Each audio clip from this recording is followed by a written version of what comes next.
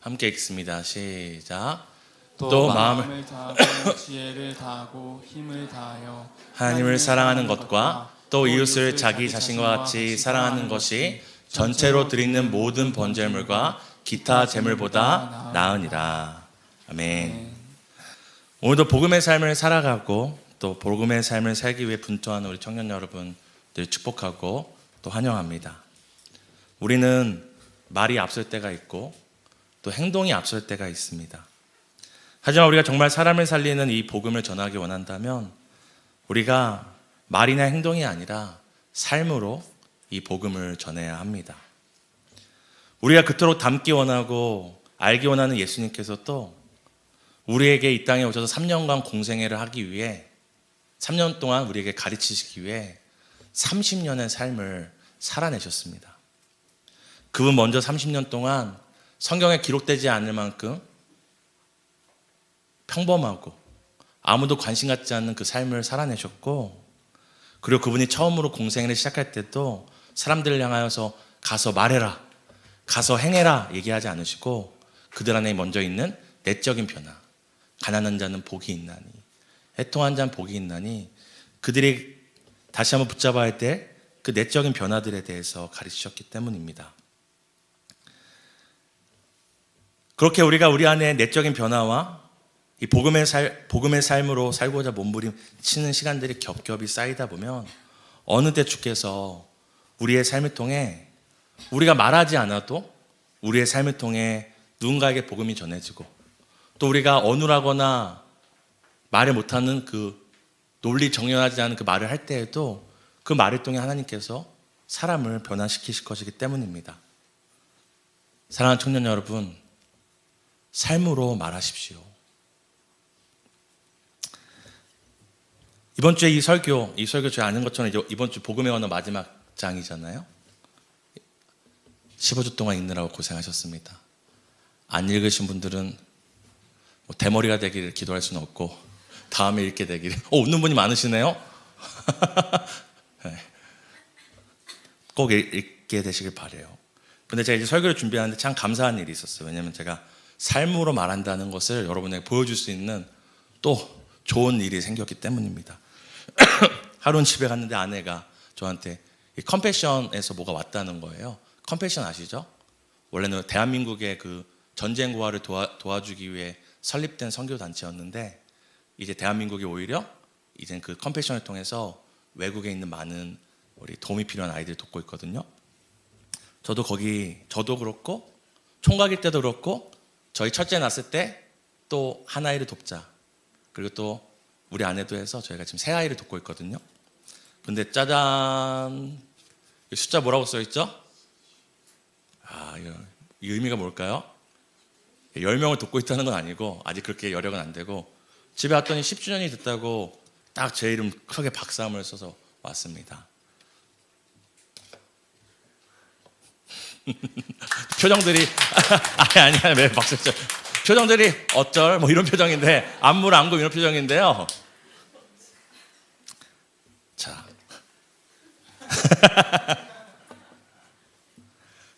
왜 이걸 여러분께 갖고 왔냐면, 일단 10년이 된지 몰랐어요. 그리고 저한테는 이게 왜 기억에 남냐면 제가 처음 시작했을 때가 아직도 기억나기 때문이죠. 제가 지하에 있던 교회를 섬기던, 동대문에 있던 그 동대문의 산동네 성도님들이 다니는 교회를 섬기던 때였어요. 그때 교회에서 컴패션을 초대해서 이제 이런 자매 결혼을 맺는 시간이 있었어서 저도 그때 이제 동참하고 싶은 마음이 있어서 동참을 했습니다. 근데 사실 제가 그때 하고 있었던 게 뭐였냐면, 제 마음에 하나님께서 주신 마음이 있었어요. 뭐냐면 저에게 주신 10분의 1로 하나님에 대한 나의 신뢰와 사랑을 고백하잖아요. 하나님이 하나님만 사랑하지 않고 누구도 사랑하라고 했죠. 이웃도 사랑하라고 해서 저는 그때 10분의 1도 11조를 드리고 또 10분의 1을 이웃을 위해 쓰고 있었거든요. 그게 저에게 주신 하나님께서 하나의 재정관이었어요. 사실 그때 제가 그 지하교회에서 100만 원 받고 있었거든요. 그때 이제 10만 원 11조하고 또 주일헌금하고, 그리고 그 당시에 그때는 제가 너무 믿음이 너무 충만했는지 한 24만 원 정도를 이제 고정적으로, 그때가 기분 따라 쓰는 게 아니라 고정적으로 이제 이런 아이들 선교단체, 그리고 신학교 이런 선교사님들을 한 돕고 있었어요. 그러면 합치면 얼마죠? 40만 원 되죠? 40만 원을 이제 헌금하고 이제 60만 원으로 생활했는데 사실 그때를 얘기하고 싶은 게 아니에요. 그렇게 제가 살아가게 되는 첫 단추가 뭐였냐면 제가 그 전에 또 개척교회를 돕고 있었거든요. 그 개척교회는 장소가 없어서 주일에만 학원에서 예배를 드리는 곳이었어요. 거기 개척교회는 딱 예배를 한 6명이었는데 예배가 끝나면 하는 게 할 게 없으니까 밥 먹고 나가서 거기 안양1번가에 있었거든요. 안양1번가에 청년들이 번화가에 놀러 오면 전도를 하는 거였어요. 그때 제가 사례를 받은 게 얼마였냐면 7만 원이었습니다. 처음부터 받은 거 아니고 제가 나중에 헌금 내는 게 더 많으니까 이 목사님께서 미안해서 이제 교통비 쓰라고 7만 원 주셨거든요. 그때 제가 7만 원 받고 그걸로 생활할 수 없잖아요. 그래서 제가 토요일 이런 때 이제 돌아다니면서 일을 했었거든요. 그럼 한 달에 한 40만 원에서 50만 원 이제 제가 월급이라고 해야 되나 어쨌든 생활비가 있었어요. 근데 그때 처음에 하나님 주신 마음이 뭐였냐면 이 돈도 부족하지만 하나님께서 하나님의 것도 드리지만 또 제 마음 가운데 또 10분의 1을 이웃들에게 나누는 그런 삶을 재정의 기준을 가지라는 마음을 주셨어요. 근데 사실 하나님께 얘기할 수 있죠. 하나님 지금 40만 원에 이렇게 하면 뭐 30만 원을 어떻게 살아요? 하루에 만 원씩 어떻게 살아요? 할 수 있었는데 그때 저한테 주신 마음이 뭐였냐? 지금 40만 원일 때 10분의 2면 8만 원이잖아요.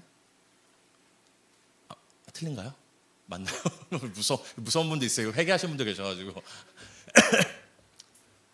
40만 원일 때 8만 원을 하나님께가 이웃에게 드리지 못한다면 나중에 1000만 원이 됐을 때 200만 원은 더 드릴 수 있겠냐는 마음을 주셨어요.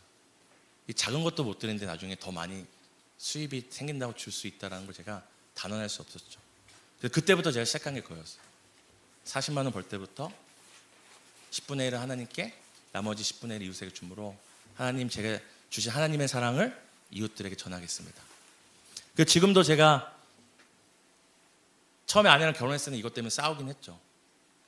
머리 잡고 싸운 건 아니고 서로 다른 그 경제관념을 갖고 있으니까.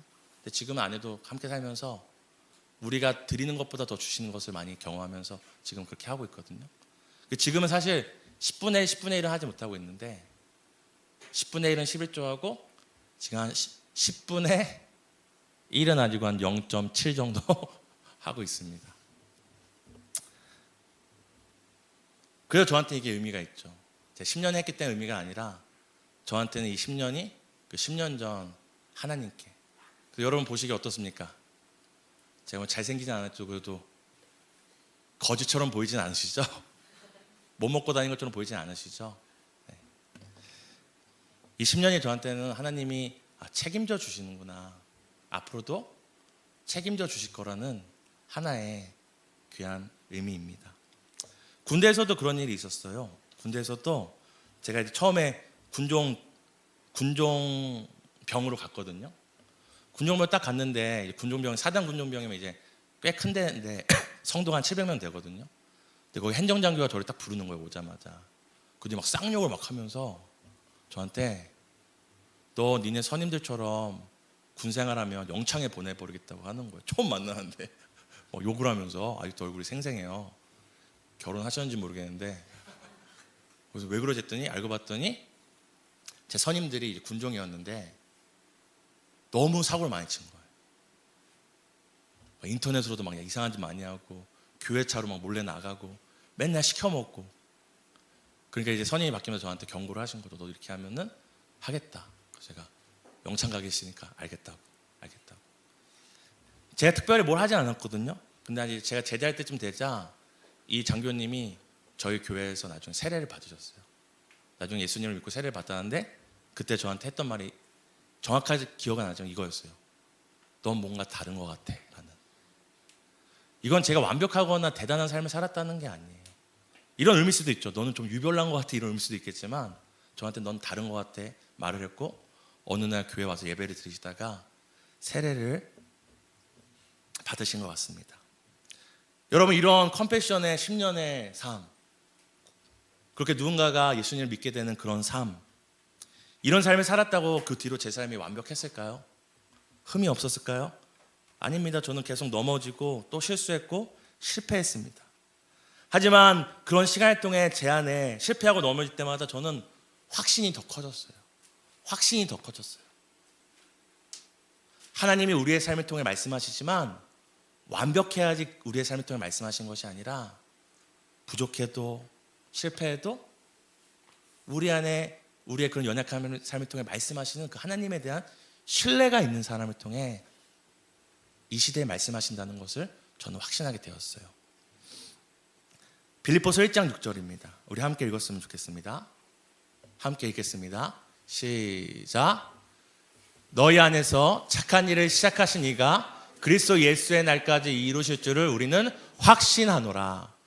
여러분 삶 가운데 착한 일을 시작한 분이 계시다는 걸 믿으십니까? 착한 일을 행하시는 분이 계십니다. 그 시작하신 분이 시작만 한 게 아니라 뭐라고 얘기하죠? 이루신다, 완성한다고 이야기합니다. 우리가 삶으로 말한다는 것은 완벽한 삶을 살아서 누군가한테 꼬투리 잡지 않을 때에 우리의 삶을 통해 하나님이 말씀하신다는 걸 얘기하는 것이 아니라 우리가 하나님께서 그렇게 부족한 삶을 통해서라도 말씀하시기를, 내 삶에 가장 귀한 그 복음이 흘러가기를 간절히 바라면서 분투하며 살아갈 때에 때로 모자라고 때로 흠이 있고 실패한 인생 같을지라도 우리 안에 착한 일을 시작하신 그 분이 예수 그리스도 날까지 완성하시는 것을 우리에게 보여주신다는 것을 여러분 믿으셔야 합니다. 내가 하는 것이 아니라 내 안에 착한 일을 시작하시니까 하는 것이라는 걸 여러분 기억해야 돼요. 나는 그저 내가 성공하고 실패하고 성과가 있고 성과가 없고가 아니라 복음으로 살아가고자, 이 복음이 내 삶을 통해 가장 드러나기를 바라면서 살아간다면, 그저 애쓰고 포기하지만 않는다면 하나님이 우리의 삶을 통해 복음을 말씀하신다는 걸 여러분 꼭 기억해야 됩니다. 이렇게 우리가 누군가에게 정말 복음을 전하기 원한다면 말이 아니라 삶으로 전해야 하는데, 이 삶으로 복음을 전하는 이 구체적인 방법은 어떤 것이 있을까요? 바로 그것은 하나님을 사랑하고 이웃을 사랑하는 것인데, 오늘 본문을 근거로 얘기하면 사랑하되 지혜롭게 사랑해야 합니다. 우리의 삶을 통하여 복음이 전해지는 구체적인 방법은 우리가 사랑하되 지혜롭게 사랑하는 것입니다. 오늘 본문을 다시 한번 읽었으면 좋겠습니다. 마가복음 12장 33절입니다. 우리 함께 읽겠습니다. 또 마음을 다하고 지혜를 다하고 힘을 다하여 하나님을 사랑하는 것과 또 이웃을 자기 자신과 같이 사랑하는 것이 전체로 드리는 모든 번제물과 기타 제물보다 나으니라. 아멘. 오늘 본문의 배경은 그렇습니다. 예수께서 자신을 시험하러 온 이 율법사, 오늘 본문은 서기관이라고 표현된 이 사람과 대화를 나누며 답을 찾아가는 과정을 담고 있는 게 바로 오늘 본문의 배경인데요. 그렇게 대화를 나누다가 답을 찾아가는데 그 답은 무엇이냐면, 이 성경이 말하는 가장 제일된 강령, 제일 중요한 명령이 무엇입니까? 라는 이 답을 찾는 것이었습니다. 그래서 결국 이 성경이 말하는 것, 가장 중요한 명령이 무엇인지를 결론을 내리는 게 바로 방금 읽었던 마가복음 12장 33절인데요. 그것이 무엇이라고 얘기합니까? 하나님을 사랑하고 이웃을 사랑하는 게 성경의 핵심입니다. 그런데 이웃을 사랑하는 것도 알겠고 하나님을 사랑하는 것도 알겠는데 그 방법이 무엇입니까? 마음을 다하고, 또 뭘 다하래요? 지혜를 다하고, 또 뭘 다하래요? 힘을 다하라는 것입니다. 자, 마음 다해 이웃을 사랑한다는 건 무엇일까요? 진심을 담는 거죠. 마음을 담는 거죠. 저는 진심이 통한다고 믿어요. 제가 얼마 전에 제 스시를 엄청 좋아하거든요. 여러분에게 사달라는 건 아닙니다. 스시를 매우 좋아하는데 우리나라에서 그 스시로 인정받은 사람이 있는데, 그 사람이 스시 초밥을 이렇게 한 다음에 마지막에 딱 스시를 넣을 때 엄청 천천히 놔요. 그러면서 뭐라고 얘기하냐? 그때 자기는 마음을 담는대요. 근데 그게 차이가 있다고 자기 믿는다고 얘기하는 거죠. 저도 그래요. 그래서 저도 우리가 아무리 맛있는 어떤 밥을 먹는 것보다 내 새끼 배고플까 봐 만드는 엄마의 밥이 전 더 우리 몸에 좋다고 저는 믿거든요. 개인적인 믿음입니다. 여러분, 마음을 담는다는 건 무엇이냐면 내가 말 한마디 하는 거, 뭐 하나 하는 거에서 마음을 담으려고 노력을 하는 것입니다. 그래서 제가 옛날에 여러분 아시는 거예요. 농수산물 시장에 일했잖아요. 새벽에 막 키도 담고 당근도 따고 막 하는데 너무 심심한 거야. 내가 왜 이러고 있나? 나 신학생인데. 근데 그때 주신 마음을 담으라는 마음을 주셔서 어떻게 하는지 아세요? 키를 담을 때마다 기도를 했어요. 하나님, 누가 먹을지 모르지만 이거 먹다가 혹시나 예수님 믿게 해달라고. 아보카도 싸면서, 아보카도 어떻게 싸는지 아세요? 이 그물망에다 탁탁 넣고 탁탁 돌린 다음에 딱 한 대 발로 빡 하면 쇠가 동그랗게 딱 껴집니다. 오, 다른 거 궁금한 거 있으신가요? 제가 여기 영어 공부하신 분들보다 제가 아마 영어로 야채는 더 많이 할걸요? 근데 그때 마음을 담으려고 노력했어요. 그래서 저는 여러분에게 말할 때도 빈말 안 하려고 굉장히 노력 많이 해요. 할 때도 있습니다. 근데 노력해요. 힘을 다한다는 건 뭐죠? 내가 할 수 있는 모든 파워와 내가 가진 모든 것들을 다해서 하는 거죠. 근데 여기서 궁금한 게 있어요. 지혜를 다해 사랑하래요. 여러분, 지혜를 다해 사랑한다는 게 무엇일까요? 우리 하나님이 주신 사랑 안에 살아가는 우리 준태 형제님, 우리 지혜를 다하여 아내를 사랑하고 계신가요? 네? 아, 그래요? 잘 듣네요. 오늘 설교가 일찍 끝날 수 있겠네요. 지혜를 다해 사랑한다는 건 어떤 것인 것 같으신가요?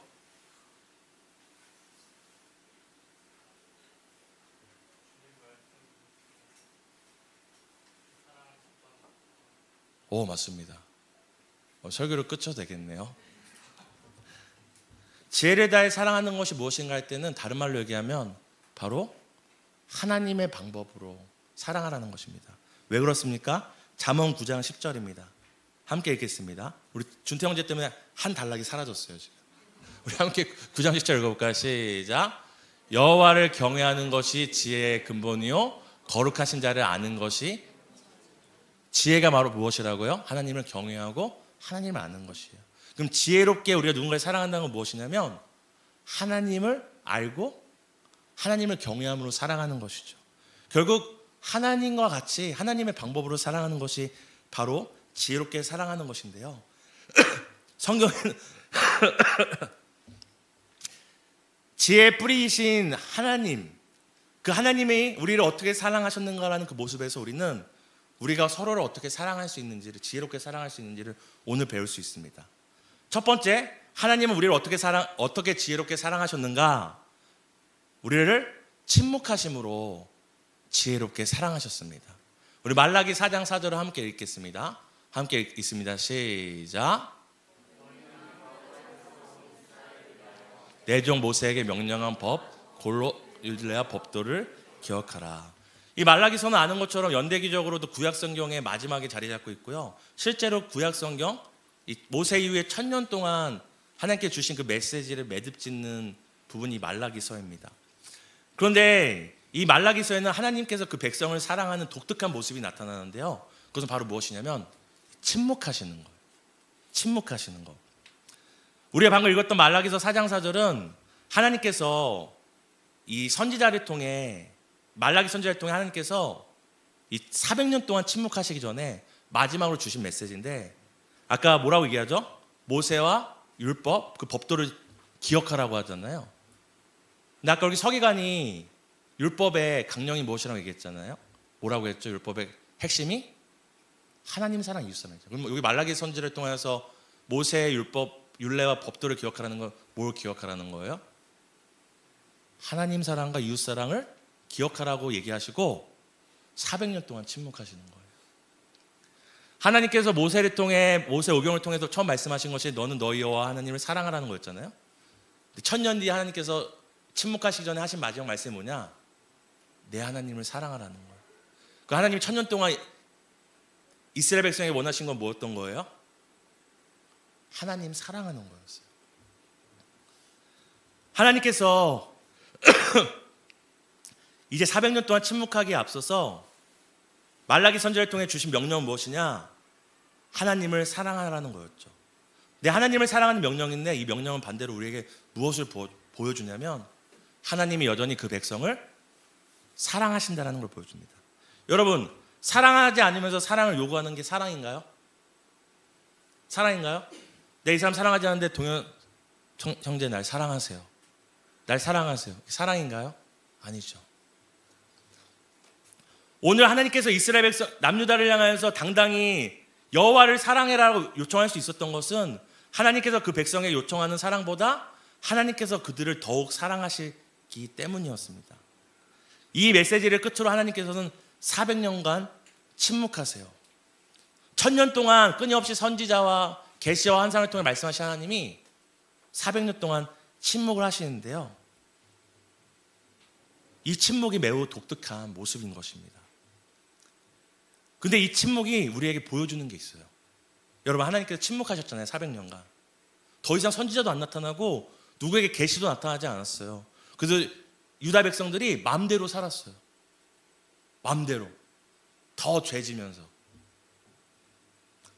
근데 여러분, 우리 그 400년 동안 하나님 무엇 하셨죠? 뒤돌아 계셨나요? 속된 말로 쌩 까고 계셨나요?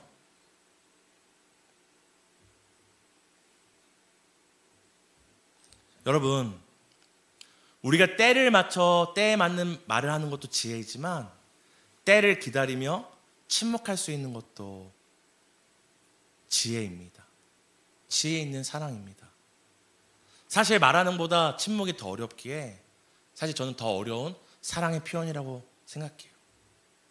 내가 하고 싶은 말 하는 것도 사랑이겠지만 내가 하고 싶은 말도 참을 수 있는 게 저는 더 어려운 사랑의 방법이라고 생각합니다. 하나님께서 우리를 지혜롭게 어떻게 사랑하셨다고요? 침묵하심으로 사랑하셨습니다. 여러분 주변 사람들 볼 때 이건 쟤를 위해 꼭 얘기해야겠어 하는 그 말도 한번 생각해 보세요. 그때 정말 말하는 게 필요한 건지. 현주자매가 끄덕이니까 나를 위해 말하는 것인지. 하나님은 한 가지 침묵함으로 우리에게 지혜로운 사랑을 보여주셨어요. 그래서 침묵할 수 있는 것도 지혜이고 사랑입니다. 근데 이 하나님이 뭐라고 하셨을까요? 그때 로마서 5장 8절이 얘기합니다. 침묵하고 계실 때 딴짓하고 계신 게 아니라 함께 읽겠습니다. 시작. 우리가 아직 죄인 되었을 때에 그리스도께서 우리를 위하여 죽으심으로 하나님께서 우리에 대한 자기의 사랑을 확증하셨느니라. 아멘. 400년 동안 침묵하는 동안 하나님은 그 백성에게 뒤를 돌리고 귀를 막고 모른 채 하고 계신 것이 아니라 400년 동안에도 뭐하고 계셨습니까? 그 백성을 사랑하고 계셨고, 이제 말로는 안 되는구나, 선지자로는 안 되는구나, 내 종으로 안 되는구나. 누구를 보낼 준비를 하신 거예요? 하나밖에 없는 아들을 보낼 준비를 하고 계신 것입니다. 하나님의 지혜로운 사랑의 방법 두 번째는 무엇입니까? 아무것도 모를 때도 사랑하셨다라는 것입니다. 자막 한번 띄워주시겠어요? 아무것도 모를 때도 사랑하셨다라는 거죠. 하나님의 사랑이 침묵으로도 나타났다면 우리가 그냥 하나님 없나 보다, 내 맘대로 살아도 되는 거구나 하는 그때에도 하나님은 우리를 위한 사랑을 준비하셨다는 걸 기억해야 됩니다. 로마서 5장 8절은 뭐라고 얘기합니까? 이 암흑기 동안, 침묵기 동안 그 백성은 점점 더 하나님과 더 원수가 되어갔지만 하나님이 뭐라고 얘기해요? 우리가 아직 죄인 되었을 때. 그 400년이라는 하나님께 침묵하는 시간에 이스라엘 백성들은, 유다 백성들은 자기 마음대로 더 죄를 지며 원수가 되어갔지만 하나님은 뭐 하셨대요? 우리가 죄인 되었을 때 그리스도를 우리를 위하여 죽이실 준비를 하고 계셨다는 것입니다. 하나님은 자신의 사랑을 확증하기 위해서 그 암흑기 동안도 준비하고 계셨고, 창세전에 그 독생자를 통하여 그 택하신 백성을 살리는 신실한 계획을 완성해 가고 있었습니다.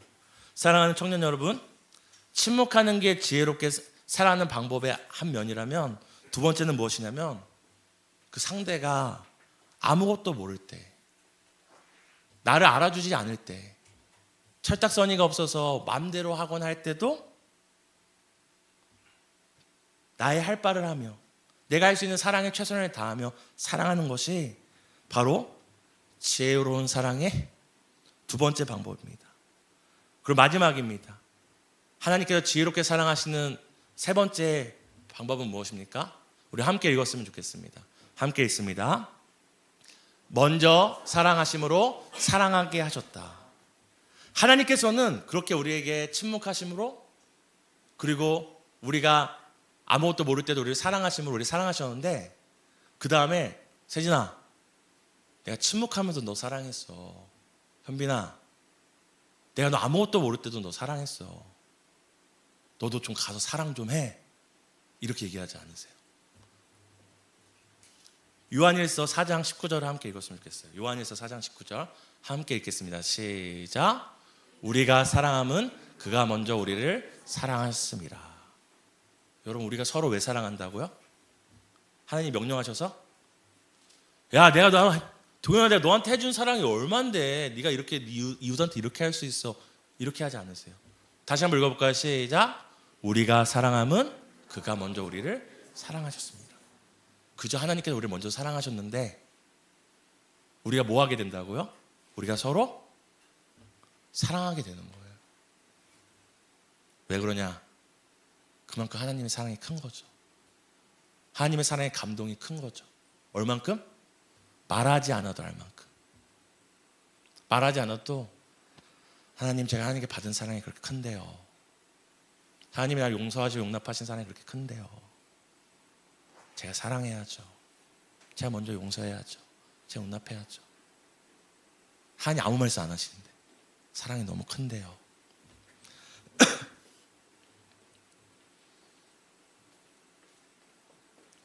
우리에게 뭐라 강요하시는 것이 아니라 묵묵히 우리를 사랑해 주심으로 우리로 하여금 우리가 서로 사랑하지 않고 견딜 수 없게 만드시는 거죠. 오늘 특별히 제가 다음 주 여러분과 빠빠이한 날을 앞두고 제 개인적 얘기를 많이 하게 되는데요. 20살 때 경험입니다. 제 신앙이 정말로 한 단계 이렇게 성장했던 때가 있었거든요. 언제였냐면 전 제가 믿음이 엄청 좋은 줄 알았어요. 제 이름이 무엇입니까? 여러분과 다르잖아요. 이름 자체가. 네? 이름 자체가 사무엘입니다. 제가 아무것도 모를 때 우리 아버지께서 저를 부흥회 때 은혜 받으시고 갑자기 하나님께 드리면서 하나님 이 아들을 바치겠다고 저와 상의도 안 하시고 저를 바쳐버리신 거예요. 전 제가 믿음이 엄청 좋은 줄 알았어요. 그래서 교회에서 봉사도 엄청 열심히 했어요. 막 사람들 다 가도 이런 악보들 치우고 보면대 치우고 막 물 치우고 막 청소하고 막 교회 물 막 흘러 있으면 막 닦고 답답한 일 있으면 막 금식기도 하고 그리고 막 힘든 일 있으면 막 교회에서 100일 동안 막 자다가 막 의자에서 세균 옮아가지고 막 세균하고. 또 어느 한 목사님이 저한테 얘기하는 거예요. 사무엘, 너 거짓말해? 그래서 하잖아요. 예수님 믿는데도. 저 거짓말 하는데요. 그랬더니 넌 하나님 믿지 않는 거야 얘기하는 거예요. 사무엘, 너 거짓말해? 거짓말 하는데요. 너는 예수님 믿지 않는 거야. 너무 억울했어요. 세상에 거짓말 안 하는 사람이 어디 있어? 여러분 거짓말 안 하세요? 유은 리더가 거짓말 안 하는데요. 제가 처음 봤습니다. 세상에 거짓말 안 하는 사람이 처음 봤어요 오늘. 집에 갈 때 사진 한 장씩 찍고 가세요. 근데 그렇게 대화가 끝나는데 제 마음에 계속 울리는 거예요. 그 목사님의 메시지는 뭐였냐면 거짓말 하냐 중요한 게 아니라 그 거짓말을 할 때에 내가 하나님을 의식하냐는 거죠. 우리 안에 믿음이 있고 하나님 우리 안에 계시면 뭐 하겠어요? 거짓말 하더라도 찔리겠죠. 내 모습이 비참해 보이겠죠. 하나님이 기뻐하지 않는. 근데 그 찔림이 저한테 없었던 거예요. 그때 20살 때였거든요. 제가 그때 처음으로 아직도 기억나요. 제가 실용음악과 작곡가 하려고 그 그랜드 피아노 앞에도 막 머리를 흔들면서 피아노 치고 있었는데 하나님께 고백했어요. 하나님, 저 하나님 안 믿어요. 예수님 안 믿어요. 근데 한 가지 제 안에 의문이 있었어요. 뭐였냐면 저 그 20살 때까지 진짜 놀라운 기적들을 경험했거든요. 막 응답받고 내가 어떤 학교 가고 싶다고 하면 막 진짜 안 되는 일인데 막 학교 길이 열리고 돕는 사람 만나고. 그래서 물어봤어요. 하나님, 그때 분명히 하나님 응답해 주신 거잖아요. 하나님 그때 내 인생 하나님께서 해결해 주신 거잖아요. 하나님 분명히 그때 내 인생에 관여해 주신 거잖아요. 근데 저 믿음이 없었는데요. 근데 그때 하나님께 주신 마음의 울림이 뭐였냐면 너가 믿음 없었지만 그때도 너를 사랑했다라는 말씀이었어요. 너가 나를 믿지 않았지만 그저 너는 나를 이용하고 나를 필요할 때만 찾는 존재였지만 나는 그때도 너를 사랑했다라는 거였어요. 전 그때 하나님의 사랑이 크게 다가왔어요. 내가 믿지 않을 때도 나를 사랑하셨구나. 여러분, 이게 바로 하나님의 지혜입니다. 먼저 사랑하심으로 우리에게 자신이 우리를 사랑한 것처럼 이웃을 사랑할 것을 강요하는 것이 아니라 먼저 우리를 사랑하심으로, 죽기까지 사랑하심으로, 먼저 사랑하심으로 그 사랑으로 인하여 나도 이런 사랑을 받았는데 하며 우리가 서로 사랑함은 그가 먼저 우리를 사랑하심이라 하는 삶을 살게 하시는 게 바로 하나님의 지혜로운 사랑의 방법입니다. 사랑하는 청년 여러분, 침묵과 무지, 침묵으로 우리를 사랑하시고 우리가 무지할 때도 사랑하시고 우리가 믿음 없을 때도 먼저 사랑하심으로 우리를 서로 사랑하게 하시는 이 사랑이 바로 하나님의 지혜로운 사랑이고 우리가 닮아야 할 사랑입니다. 그리고 이 하나님의 놀라운 지혜와 아름다운 신비가 담겨져 있는 것이 바로 무엇입니까? 이 복음이고 예수 그리스도의 십자가입니다. 늘 서투르고 부족함을 느끼는 나지만 오늘도 세상에서 가장 고귀한 지혜와 능력과 권세와 존귀, 십자가의 사랑으로 우리를 사랑하시는 그 하나님의 사랑을 힘입어 서로를 지혜롭게 사랑하며, 지혜롭게 사랑하기에 때론 침묵하고, 지혜롭게 사랑하기에 상대방이 몰라도 여전히 사랑하고, 그 사랑과 상관없이 받은 사랑 때문에 먼저 사랑하는, 그렇게 지혜롭게 서로를 날마다 사랑하는 복음 공동체, 복음 청년부가 되기를 예수님의 이름으로 축복합니다.